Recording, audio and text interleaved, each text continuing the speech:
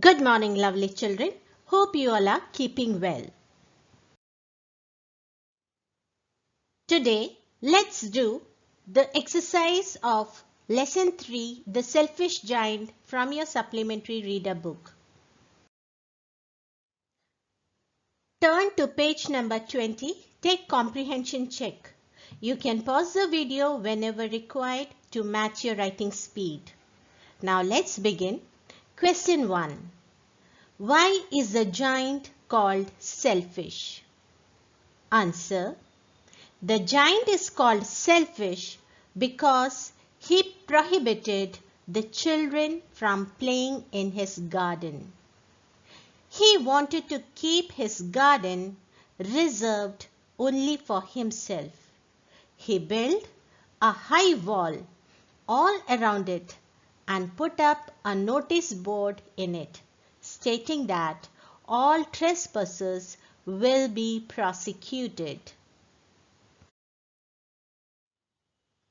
Question 2.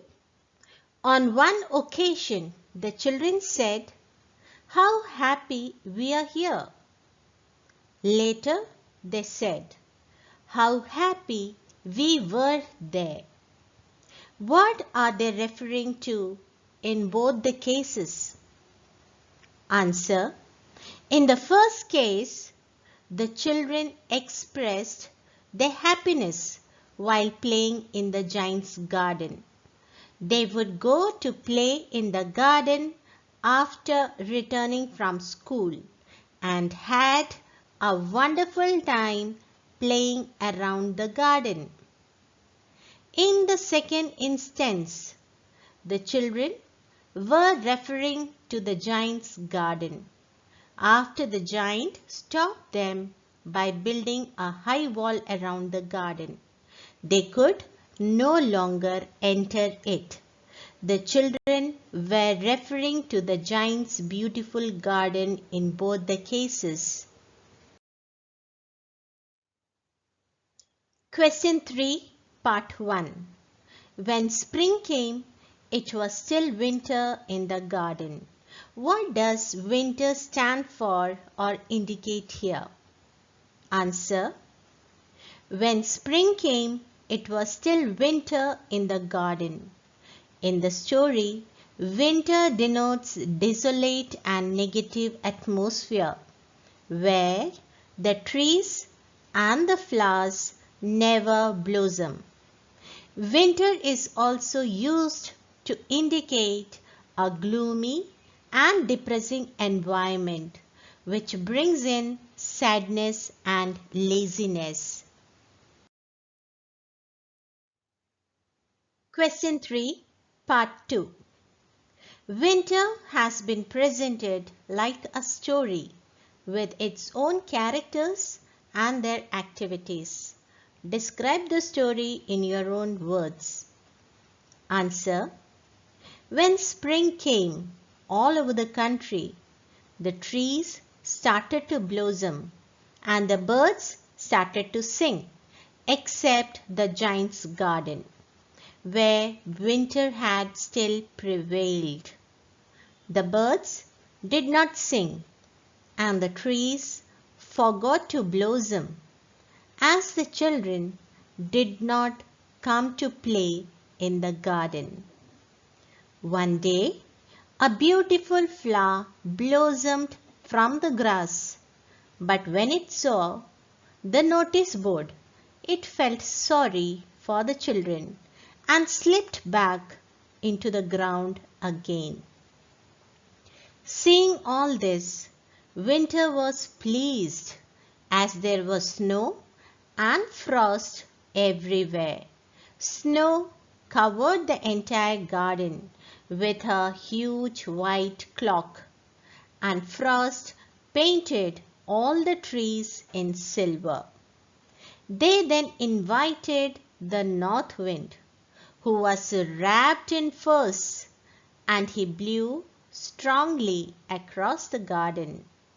Along with him came Hail, who rattled the roof of the castle for 3 hours every day. until most of the slates were broken. He ran all around the garden as fast as he could. He was dressed in grey attire, and his breath also felt like ice. Question 4. Was the giant happy or sad over the state of the garden? Answer. The giant was extremely saddened to see the condition of the garden. Neither spring nor summer or autumn came to visit it. It was in a miserable state, as snow, frost, north wind, and hail did not seem to leave his garden. He often wondered why spring was so late in arriving at his garden.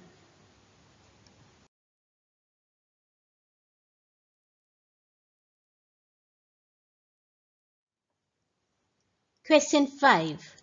What effect did the linnet song have over hail and the north wind? Answer. Hearing the linnet sing, the hail stopped dancing over the giant's head, and the north wind stopped roaring. Soon a delicious perfume came to him through the open casement, and he jumped out of his bed in excitement. Now turn to page number 24. Second comprehension check. Question 1, part 1. The giant saw a most beautiful sight. What did he see? Answer. The giant saw that the children had crept into his garden through a little hole in the wall and sat on the branches of the trees. As the children filled the garden, the trees were delighted to see them, and they blossomed in full swing.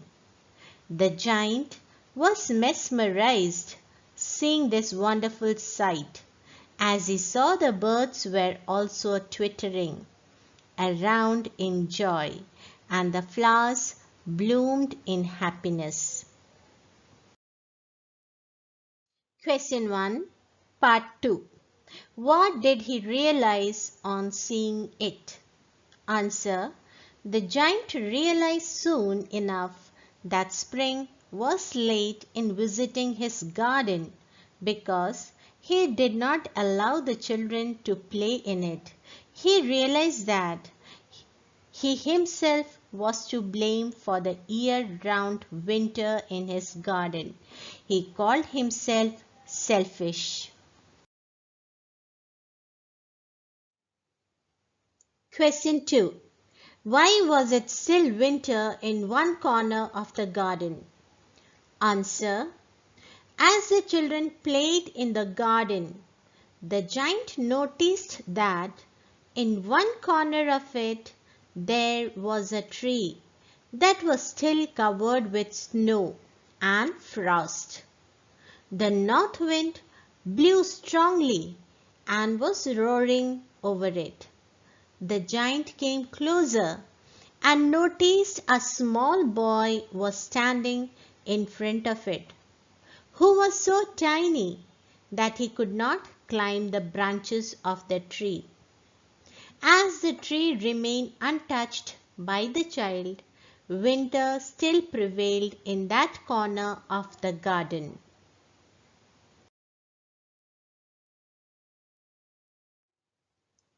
Question 3.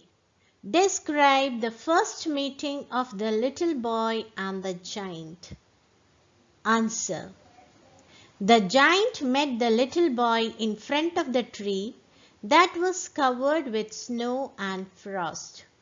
Winter still prevailed in that corner of the garden. Seeing the little boy's inability to reach the branches of the tree, the giant gently took him in his arms and put him up on the tree. Soon the tree blossomed with joy, and the birds came to sing on it. The boy stretched his tiny arms around the giant's neck and kissed him gently to express his gratitude towards him. Question 4. Describe their second meeting after a long interval. Answer. In the second meeting, after so many years, he noticed the nail imprints on the little boy's hands and feet. He got angry and asked him who caused him such wound.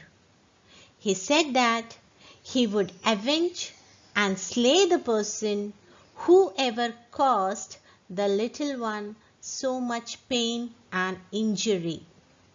Hearing this, the child told the giant that these were the wounds of love. The little boy further added that as the giant was kind enough to allow him to play in his garden, he had come to take the giant along with him to his garden in paradise. Question 5. The giant lay dead, all covered with white blossoms.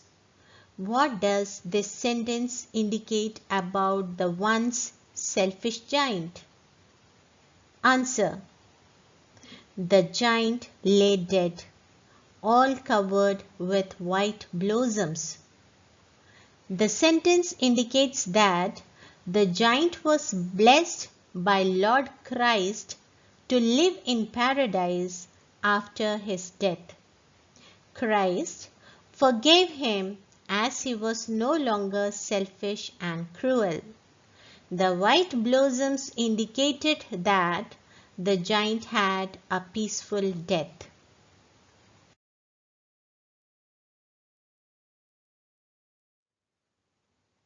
Thank you, children. Keep your notebook work updated.